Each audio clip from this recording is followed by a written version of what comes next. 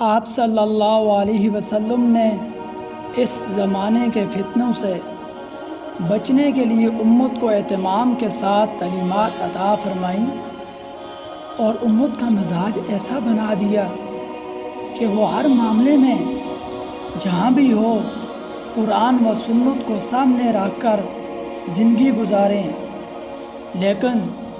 شیطان نے انسانوں کو اور خصوصاً امت مسلمہ کو گمراہ کرنے کے لیے ایک چکر چلایا، وہ یہ کہ انسانوں کی تربیت کے لیے قرآن کافی ہے، سنت کی کوئی ضرورت نہیں۔ قرآن چونکہ مجمل ہے، اس کی تفسیر اور تشریح تو سنت ہی میں بیان کی گئی ہے، لہٰذا جب لوگ سنت اور حدیث کو ترک کر دیں گے اور قرآن کو کافی سمجھ بیٹھیں گے تو ہر باطل فرقہ اپنی مرضی اور خواہش سے قرآن کا مقصد بیان کرے گا اور شریعت کا تابع بننے کے بجائے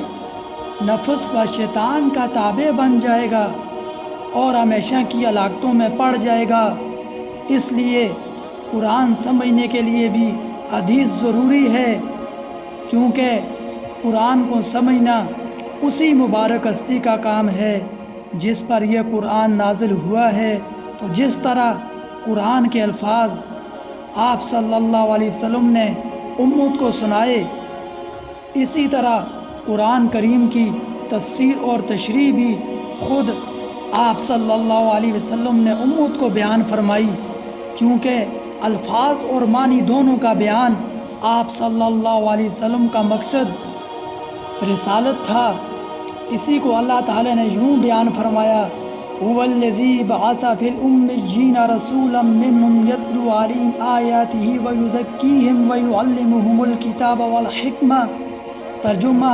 وہی ہے جس نے مبعوث کیا ان پڑھوں میں ایک رسول